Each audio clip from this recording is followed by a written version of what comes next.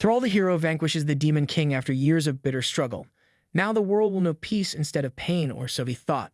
Raul is tied to a cross in preparation for being burned. The Princess Victoria tells him that now that the Demon King has been defeated, the only threat to the royal family is him. This could have all been avoided had he not rejected her advances. A crowd calls for his immediate execution. Raul laughs maniacally as he is systematically hacked to death by an executioner, while dogs are loose to feed on his slowly dying corpse. With his dying breath, Raul swears revenge on them all, and not in a pretty way. He'll burn, kill, and rip apart every single last one of them. Traitors, all of them.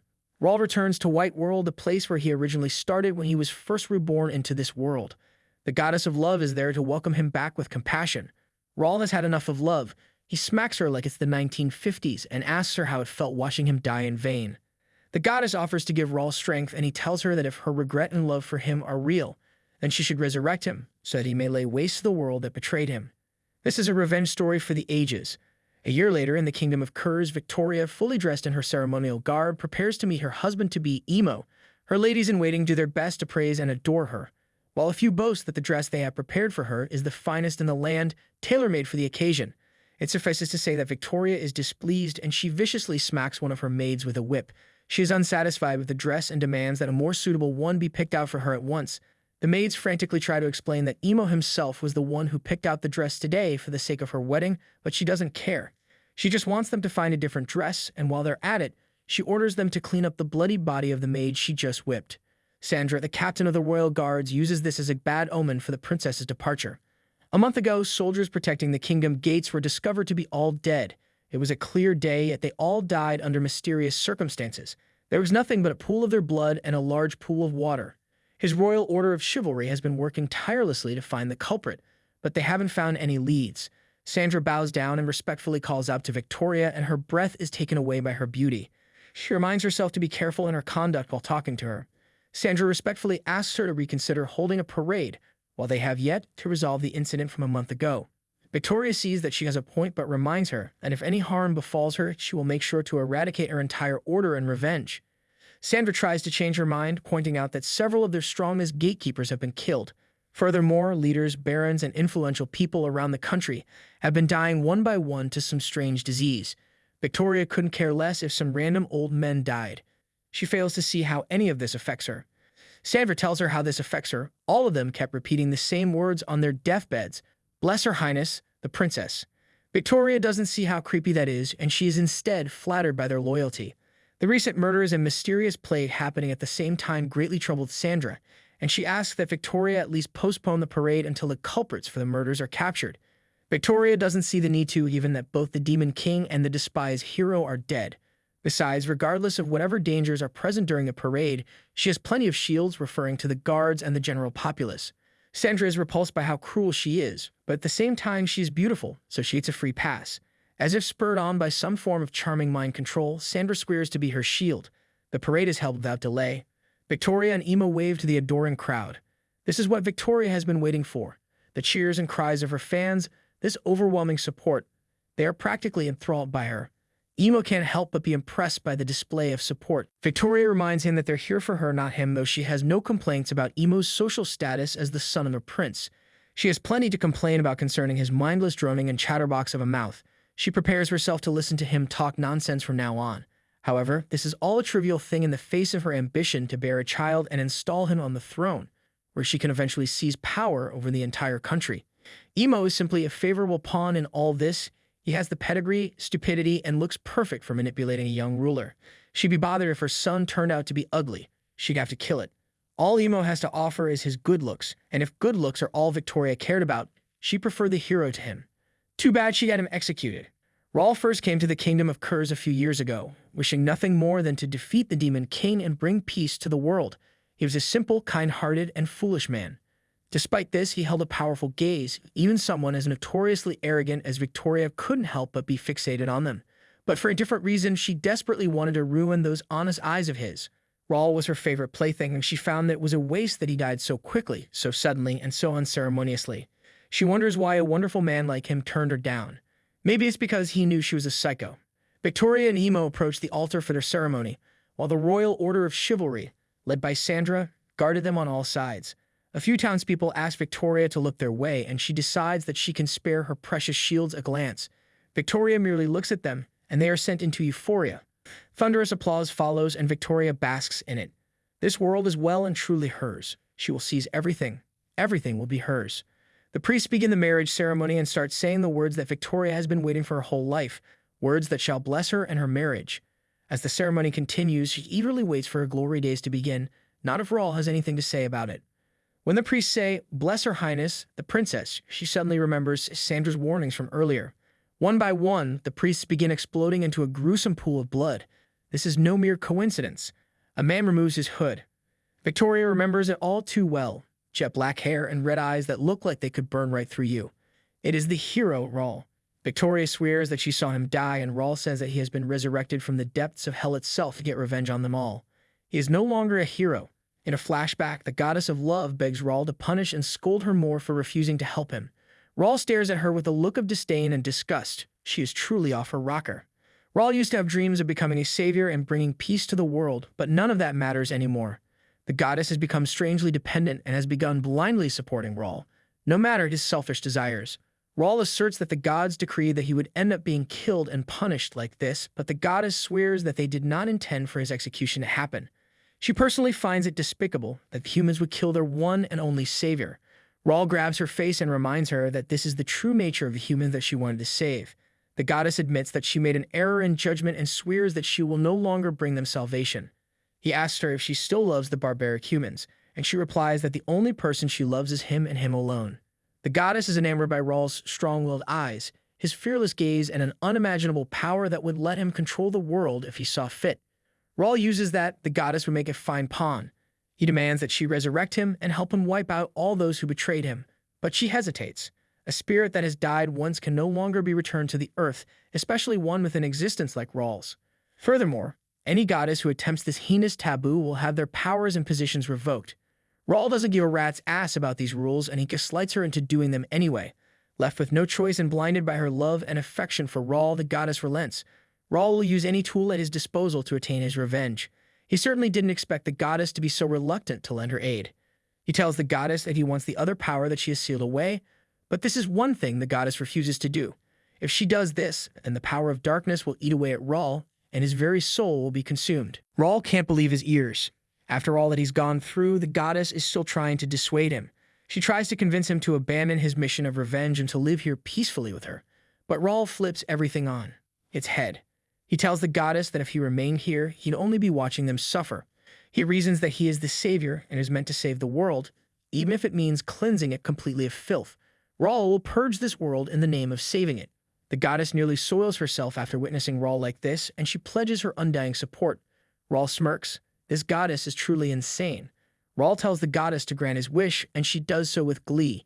She wraps her arms around Raul and kisses him deeply, which unlocks the power that has been lying dormant inside him for so long. This is his original power, which is unlike anything the world has ever seen. The only thing left is for the goddess to revive Raul. Though she is sad to see him go, she returns him to the earth and imparts to him the goddess of blessing. She tells him to go forth and begin his new legend. The goddess may have done something profoundly wrong and irreparable. She has unleashed on the world a new scourge. Raul will not rest until he has purged the world. Raul approaches the capital of Kurz, and a few guards order him to halt and turn around as the princess's wedding reception is being held. Without warning, Raul impales them on dozens of stakes. Raul is offended by such an unwelcoming greeting, but he learned of something rather delicious. Victoria's wedding is being held in a month's time, and the ceremony will be to die for. A month has passed since Raul first returned from death, and his plan is in full swing.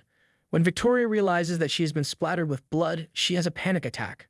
Raul can't help but laugh that Victoria is referring to the blood as filthy. He expected nothing less from her. Sandra immediately puts herself between her and Raul, charging Raul with the crime of killing the messengers of God. When she sees Raul's face, she claims that he isn't Raul but a demon that has stolen his face. Raul raises an eyebrow upon hearing Sandra call the priests messengers of God. He points out that these clergymen have robbed, conspired, and tortured people for their own selfish needs. He asks Sandra if she is aware of just how many people have died under the care of these so-called messengers of God. Victoria demands that he reveal his true form, but Raul says that this is his true form. Victoria still can't believe it. He should be dead. Raul is getting tired of this conversation. It's going nowhere. If she won't believe his words, he'll just have to prove it. He pulls her by her hair so she can get a closer look at him, and Sandra orders her chivalric order to apprehend him. Raul sneers at the knights. Their little letter openers won't be able to harm him, much less be within an inch of him. Using a single magic spell, Raul kills them all except Sandra. When the townspeople realize that Raul cannot be stopped, they enter a frenzy and frantically try to escape the square.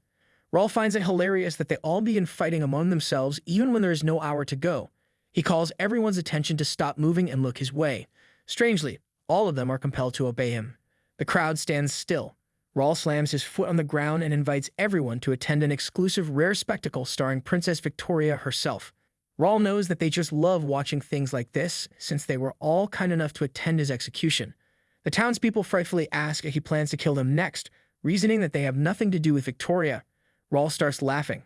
Suddenly, Victoria snaps at the townspeople to remain calm and quiet. She asserts that she does not fear this monster posing as the hero, and neither should they. The crowd descends into murmuring and bickering over what to do next. Raul is getting really tired of being called a monster. He pulls on Victoria's hair again and repeats that he has been reborn. Victoria orders Sandra to hurry up and kill Raul, but Sandra explains that her legs have been frozen in place and she cannot move. Victoria doesn't care. She expects her to cut her legs off if that means she will be able to stay safer. Raul doesn't appreciate his carefully crafted plan being detailed like this, and he tells Sandra to shut up. He knows Sandra to be an upstanding and pure female knight, but he knows all about her true form. He drags Sandra away so they can begin their show in earnest. He announces that soon the curtain will be raised. When Emo hears these words, he soils himself. Raul remarks that since this parade was for their marriage, it is fitting that Emo join in. It will be a beautiful duel between a loving couple. Raul uses magic to drag Emo toward Victoria, where in a panic, he embraces her and starts begging for his mom to come and save him. Victoria is embarrassed to be breathing the same air as him. Raul can't help but laugh. He didn't know that Emo was this pathetic of a man. Raul forces Emo to hold Victoria in place while he continues to cry out for his mom. Sandra demands that Raul release the princess at once. If it were that easy, there wouldn't be any villains in the world. Raul remarks that all the actors for his spectacle are here, but he has a little problem.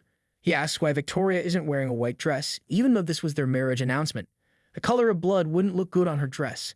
He rips her clothes to shreds, revealing her bare body to the general public. She screeches, and even though many of the men in the crowd are fearing for their lives, they spare a glance at the bare form of their beloved princess. Victoria asks what Raul plans to do to her, and he scoffs. He remarks that Victoria wanted children, so he's going to fulfill that dream for her. It's time for the main event. Victoria gets a nasty feeling in her stomach. It's clear what Raul plans to do, and it's not something I can say on a family-friendly website. Victoria orders him to stop this at once, warning him of what will happen if he touches her immaculately pure body. Raul doesn't take her seriously, and Victoria continues to act as though she were still in control of the situation. She still tries to get Raul to kneel, which is hilarious. Sandra demands that Raul release Victoria, as taking a hostage is a cowardly thing to do. Raul scoffs. Why is Sandra fixated on things like honor when they use completely non-honorable methods to capture him? Raul reminds her of how they captured him to begin with. In a flashback to before the Demon King was subjugated, Raul and his party wake up in the village of Macaulay, which has been kind enough to house them. After breakfast, they pack up and prepare to leave, and the villagers are sad to see them go, but alas, the hero's job is never done. One of the village children brings in a loaf of rye bread for the road and asks Raul to come back and play with them once he defeats the Demon King. Raul promises him. A few months later, Sandra reports that Raul has defeated the Demon King. Victoria orders Raul to be captured immediately and to search Macaulay village. Sandra asks if they're taking the villagers hostage, but Victoria tells her to kill them all as brutally as possible, all the women and children too, and as the cherry on top, she wants all their limited edition toys taken out of their boxes. Victoria sips her tea and wonders what kind of face Raul will make when he sees the carnage unfold. When Raul arrives at Macaulay village, he sees that all the villagers, including the women and children, have been impaled on stakes. He is horrified by what he sees. Before he can try and process what happened, the royal guards, led by Sandra, apprehend him. Back in the present, Raul asks Sandra if she noticed that he killed her precious guards the same way she murdered the villagers. Sandra defends herself by claiming that she was only following the orders of the princess and therefore did not commit any crime. Sandra believes that it is right to commit a massacre that means attaining justice. Victoria realizes too late what is happening, and she fails to stop Sandra in time. Sandra loudly proclaims that Victoria's orders are absolute and that all other lives pale in comparison. She remarks that the villagers were likely happy to die for their princess. When Sandra realizes that her voice is unnaturally loud, Raul reveals that he amplified her voice with a bit of magic. The entire public now knows about the princess's crimes. The townspeople begin murmuring amongst themselves. They were told that the massacre of Macaulay was the handiwork of Raul. Public opinion begins to rapidly turn against Victoria. Victoria angrily howls Sandra's name, and Sandra begs for forgiveness. Raul decides to have a little bit more fun. With a snap of his fingers, he compels Sandra to punch Victoria in the face. Sandra had no control over her body. Victoria's beautiful face is ruined as her nose is broken and a few of her teeth have been knocked out. Sandra tries to explain that her body moved on its own, all while Raul loses it in the background. This is the funniest thing he's ever seen, even funnier than that guy who turned himself into a pickle. He compels Sandra to repeatedly punch Victoria over and over, forcing Emo to watch his bride being beaten to a pulp. Victoria's face is left a swollen mess, but her spirit remains intact and defiant. She remarks that only her face has been made a mess and nothing else. Those are famous last words if I've ever heard them. Raul realizes that she makes a good point, but now he decides to move on to the final act. He'll have Victoria atone for killing his older sister. In another flashback, before Raul defeated the Demon King, Raul visited his pregnant sister praying in a church. He was concerned that she might tire herself out. His sister tells him not to worry so much since the church was built by a saint who funded it using spoils of war. Raul playfully finishes her sentence. It is plain to see that they care very deeply for each other, and Raul's status as a hero has done nothing to diminish their relationship. Raul prepares to leave for his adventure and gives his sister, her husband, and her unborn child a fond farewell. The next time they meet, her child will probably already be born. His sister and her husband see him off, and they pray for God to protect him always. Fast forward a few months, and Raul has been framed for massacring the entirety of Macaulay Village. He has been brought in chains and presented to Victoria, who taunts him that he was so pitifully easy to catch. Raul demands to know for what crime he is charged, and Victoria replies that his crime is existing. She and the royal family only needed his strength to defeat the Demon King, and now that the Demon King has been defeated, she no longer has any use for him. He has become trash, and trash is made to be thrown out. Raul demands to know why she had the village burned, but Victoria pretends to be innocent. She remarks that all of that was his doing. She inches closer to Raul and offers to make all these crimes go away if he agrees to marry her, since she doesn't at all dislike his intense gaze. Raul spits blood in her face. Victoria snaps. She wants to defile him even more. She has him taken away to watch a rather intimate show. Raul is brought to a church, and the stench of blood permeates the air. She has Raul raise his head, and he is horrified to see his pregnant sister impaled with the kingdom's royal swords. Back in the present, Raul hastily begins the final act. He will have her atone for her sins. Raul casts a spell deep inside her stomach, and he is careful not to kill her. He wants her to experience just the right amount of pain. Not enough to kill her, but just enough to make her wish that he had. He clenches his fists and something pops inside Victoria. He remarks that her treachery has been extinguished. Victoria cries out in agony, writhes, and spits out blood. Raul has Emo release his grip, and Victoria falls into a pool of her own blood. Victoria is experiencing unimaginable pain in her stomach.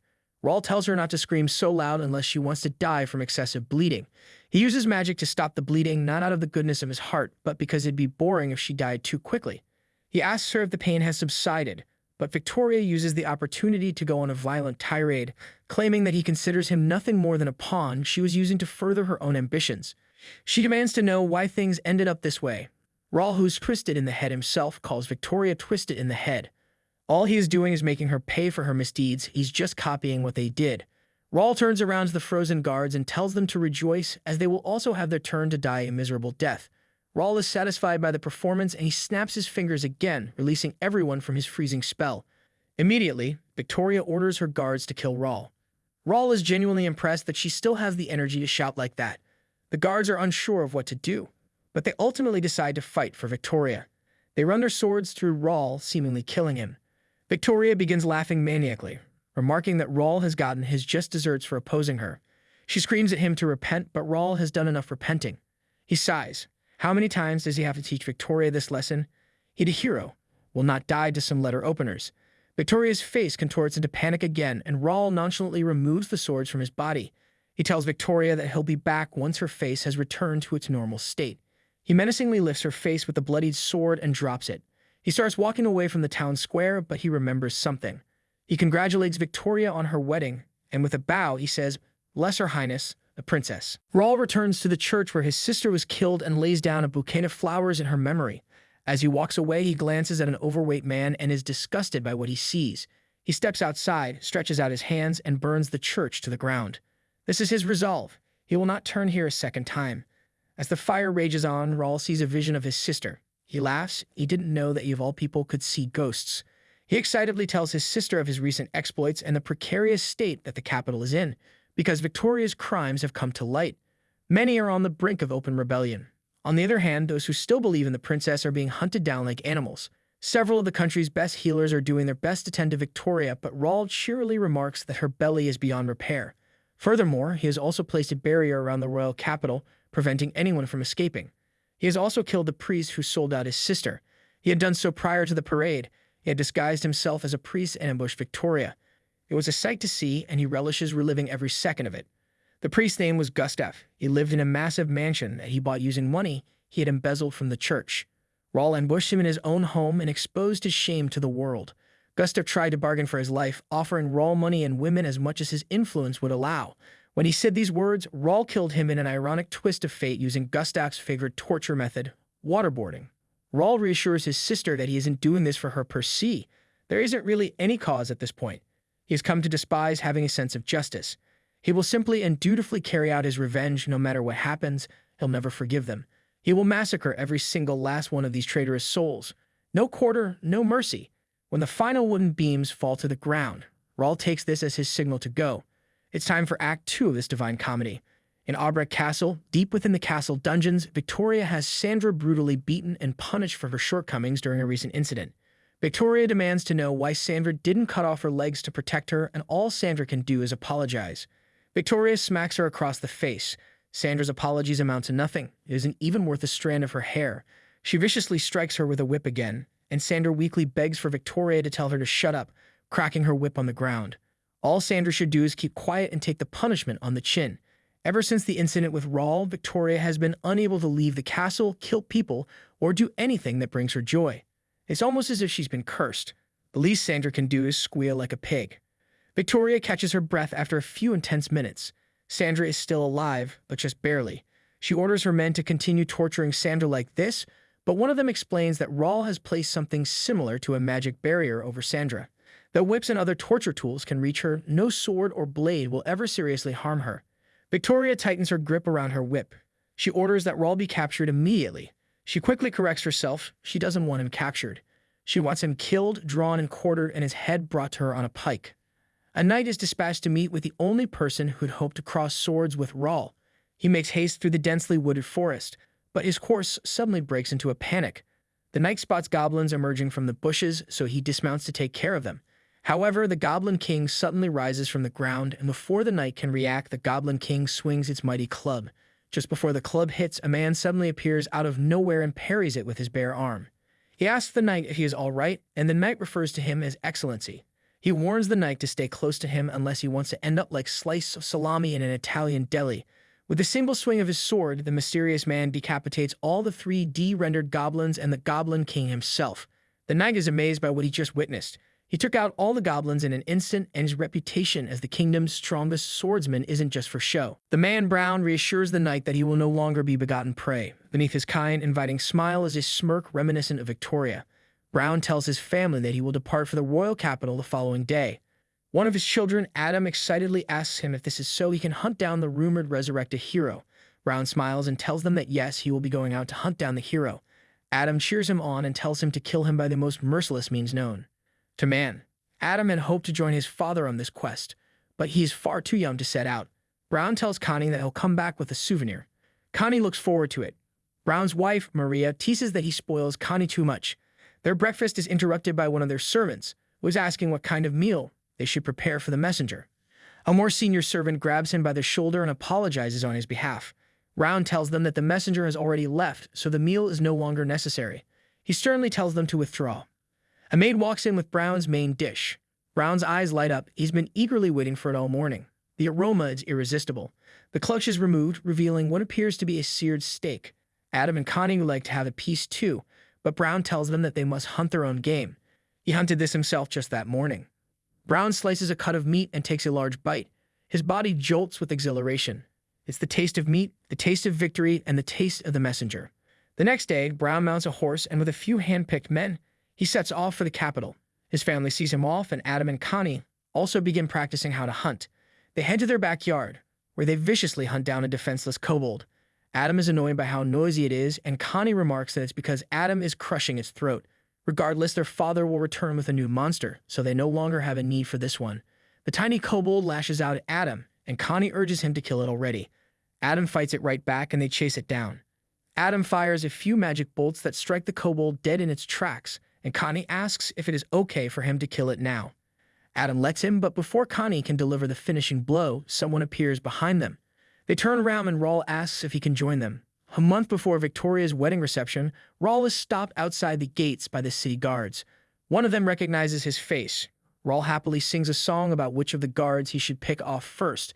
The guards finally realize that the hero is Raul, and they immediately surround him, wondering if this Raul is a vengeful ghost who has come here to exact revenge for assaulting and killing his female comrades. You're right about the vengeful part, but he isn't a ghost, which makes him even scarier. Raul stops whistling and decides to just kill them all in one go. He taps his foot, causing jagged stone stakes to thrust out of the ground, killing nearly all of them instantly. The guards drop their weapons and try to explain that they only violated his comrades because Victoria told them to. If they hadn't, they would have been the ones who would have been violated. Raul decides to slowly violate them too, aims his stone stakes just a little bit more to the left. The guards call Raul a heretic, and he retorts that at this point they both are. Raul ties up Adam and Connie and leaves them under a tree. The siblings try to intimidate Raul by telling him that they're the children of the great General Brown. Raul asks them if they'd like to dig holes like the serfs. Currency is compelled into digging. This wouldn't be the first time that young men were forced to dig holes to find something in the ground. Even if they don't, Raul remarks that he'll give them a special duty afterwards. Soon enough, a servant comes and tells Raul that they found it. He leads Raul to a hole filled with human bones and remains. Jackpot. Raul gives the man, Enrico, 1 point for finding a body. Enrico claims that there aren't any more than these, prompting Raul to grab his head. Raul knows that this is nowhere near enough, and Enrico, of all people, should know just how many people were killed and buried here. A maid comes by and says that she has discovered another corpse, that of the messenger from earlier. Raul asks Enrico if Brown had any meat last night, and when he lies and says no, Raul snaps his neck. Raul is fully aware that all the servants here make bonus cash on the side by killing all these people. It isn't surprising that they're just as twisted and rotten as their masters. Adam and Connie taunt that once Brown returns, he'll be the one begging for mercy. Raul takes this all in stride and tells them that he's already called the general back. Maria prepares a poison-tipped arrow strong enough to take down the Goblin King in a single blow. She draws back her bowstring and lets the arrow fly. Their dinner tonight has been decided. Adam and Connie anticipate Raul's death with glee. Unfortunately, the moment the arrow seemingly strikes Raul, a barrier sends it flying right back and it pierces Maria instead. Raul smiles. It's time to give Adam and Connie that special duty he was talking about earlier. Adam and Connie can do nothing but watch as their mother quickly succumbs to the poison she herself prepared. They beg her not to die, but is too late. She was a little too skilled at making poisons for her own good. Raul glances at Adam and Connie. It's time for them to fulfill their duty before their father comes home. Meanwhile, Brown and his men make camp en route to the capital, but one of his men is suddenly struck with fear. He points to a glowing light in the distance, and Brown recognizes who it is. It's the ghost of the messenger they killed yesterday. Brown is a man of science, and he is understandably skeptical that ghosts could exist, but the messenger has a new message for him. He asks Brown to return home. When he does, the hero and his children will be waiting for him. This strikes a nerve with Brown. Raul stands in front of a shallow grave filled with the manor's servants. It's been a tiring afternoon for him. Raul's black magic doesn't just let him exact murder, it allows him to easily see the past of a person's soul. He glances at the pit, filled with servants, and each and every one of them is revealed to have been complicit, and in fact willing to commit all those murders. Just like their masters, they were rotten to the core. Raul sighs that he has misjudged humanity. He thought that these kinds of heinous acts could only be committed by demons. It appears that he was wrong. Brown arrives, bubbling with fury. Raul nonchalantly welcomes him home. He stands up, stretches out his arms, and presents the desecrated corpse of Raul's wife. Brown explodes into an unbridled rage. Raul smiles like it's a regular Tuesday afternoon. To add insult to injury, Raul reveals that it wasn't he who designed this masterpiece. It was his own 2 children. It shouldn't be possible for Brown to be even more angry, but he is. He demands to know where his sons have been taken, but Raul refrains from revealing that information. Before he can say anything else, Brown hurls a powerful slash straight at Raul's head. He ducks, obviously because an 8-chapter manga wouldn't be very satisfying. Brown hurls another air slash while demanding to know where his children are, and Raul reassures him that they're in a safe place. More importantly, Raul wants Brown to take a look at his wife's corpse again, and he asks him if he finds it familiar. It's the spitting image of Raul's hometown, Baden Village. Several years ago in Baden Village, a young Raul scavenges for mushrooms with his sister. After finding a sufficient amount, they'd bring them home where they are roasted for lunch. This is Baden Village, a small settlement located at the western end of the Kingdom of Kurs. Raul was born and raised here along with his mother and older sister in a family of 3. It was an ordinary day like any other. Later that evening, Raul and his sister attempt to hunt a wild rabbit for their supper. Raul manages to catch their elusive prey, but he ends up tripping and tumbles down a hill. His sister catches up to him, but with their Uncle Hans bloodied and injured, he warns them that the village was attacked. Baden is up in flames. What little buildings are still standing will be reduced to ash within minutes. Raul immediately goes looking for his mother, and his sister points upward. What Raul sees horrifies him. Brown and his mates arrive at Baden Village after hearing reports of a demon attack. He sees Raul looking up at the corpse of his mother, who has been mutilated and hung up on a tree. Raul begins to glow as a result of his resentment, which Brown recognizes as proof that he is a hero. Raul apologizes for not coming in time to rescue Raul's mother, but at the very least he could save him. Brown invites him back to the castle, offering to train him to defeat the demons. Overcome by grief and a thirst for revenge, Raul agrees. He enters the capital, and under the tutelage of the esteemed General Brown, he begins training to become the hero, completely unaware of the conspiracy in place. Back in the present, Raul laughs at the naivety of his younger self. He had foolishly believed in the words of Brown and his superiors, that demons loved ravaging villages and that demons love killing and burning things. He flamboyantly repeats a declaration he made in his youth, to exterminate demons to save humankind. How foolish he was. Raul wonders what he was doing all this for, and it turns out that it was something as laughable and shallow as revenge. Brown admits, happily, that it was he who set Baden Village ablaze. He was thrilled to receive the order because it isn't every day that you get to commit a king's sanctioned massacre. Brown reveals that he had long loathed Raul for being known as the hero, even though he believes himself to be the strongest in the kingdom. His pride won't let him tolerate Raul's existence. Brown, perhaps simply to boast or to anger Raul, recounts that he had stumbled upon Raul's mother trying to protect a village child. He killed her where she stood, cooked her right in front of the kid, and dined on her exquisite, tender meat. It was unbelievably succulent. Raul is unimpressed. He already knows all about that food story. It's the whole reason he tried to reenact the scene to begin with. He points to the grisly scene behind him. The only reason he didn't eat her is that he isn't a cannibal. Raul taunts that Brown is still hung up on the title of being the strongest, which is something a mid-tier anti-villain would declare. Insulted, Brown draws his sword, ready to inflict some painful punishment on Raul. It's time for judgment. Raul smiles. Now he knows what makes Brown tick, the unwavering belief that he is the strongest. All right then, Raul is all warmed up now. Come and get some. Raul tells Brown that his children are currently locked up in the dungeon of the estate. The only way Brown can save them is if he defeats Raul. Brown announces that once he's killed Raul, he and his sons will eat him. Brown hefts his great sword and attacks Raul, but he ducks out of the way in time. Raul follows up with another slash, and Raul amusingly hops right on top of his blade. He taunts that none of Brown's meager attacks will ever hit him. Now it's his turn. Using his black magic, Raul conjures a blade out of thin air. Raul twirls the blade and weakly swings his arm toward Brown. Brown prepares to parry the weak attack, but instead he is nearly crushed by the unbelievable weight of Raul's slash. His old knees will probably give out before his arms. Raul starts playfully laughing, encouraging Brown to do his best if he doesn't want to die.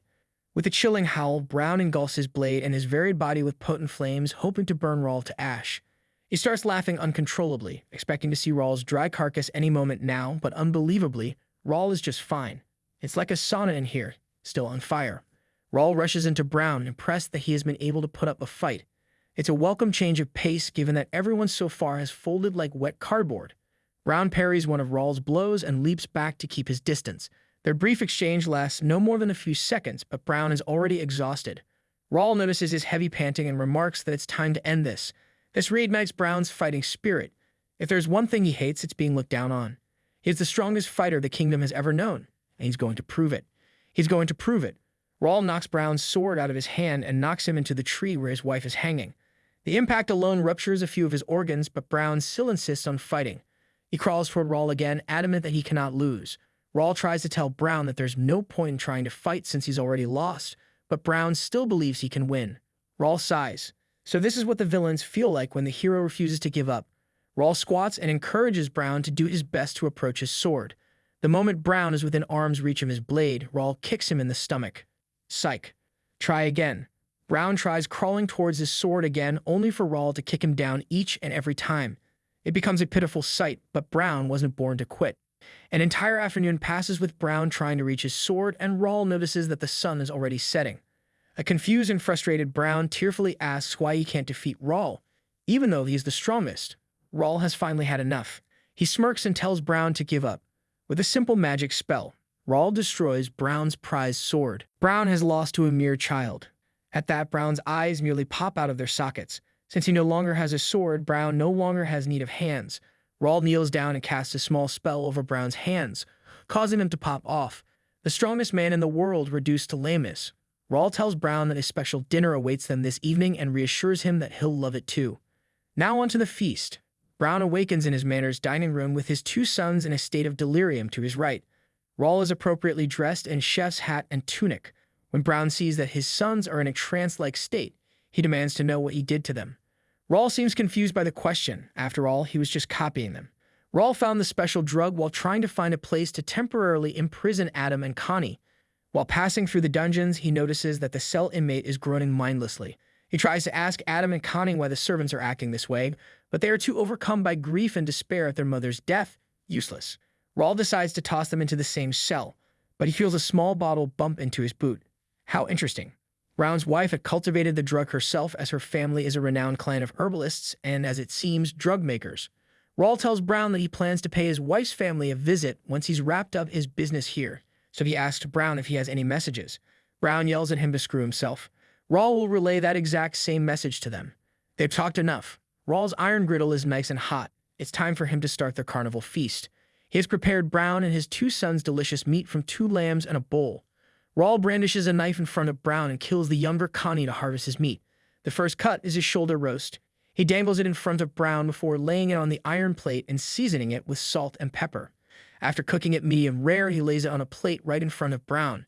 After remembering that he cut Brown's arms off, Raul picks up the slab of meat and forcibly feeds it to Brown. Brown bites down and is forced to chew the food, but he tries his best to get it out of his mouth. Raul tells him that it is impolite to spill food like that. Eventually, Brown swallows all of it. Realizing what he has done, Brown kicks and screams at Raul, calling him a heretic. Cannibals don't exactly have the moral high ground in these types of situations. Next, Raul serves up even more parts of delicious meat and eventually finishes each and every plate of lamb he has served. Connie is no more, but why should Brown enjoy all the meat? Raul thinks it's high time that his sons got to eat some bull meat. Raul asks Brown what he'd like Adam to eat first. Raul cuts off a part of Brown and feeds it to Adam, who happily digs in. He sure loves meat. Raul starts laughing, truly, like father like son. Brown, having lost all his willpower and defiance, begs Raul to at least let his eldest son, Adam, go. He no longer cares what happens to him as long as his hair can live on. Raul remarks that this is exactly how his mother pleaded for that young boy's life. He casts a small choking spell to shut Brown up. He tells Brown to try and remember what happened to his mother's body, because Brown is about to experience the exact same fate. Raul holds the knife to Brown's throat, and his last words are to save him. But nobody came. With the moon high in the sky, Raul's revenge on Brown's family has come to an end.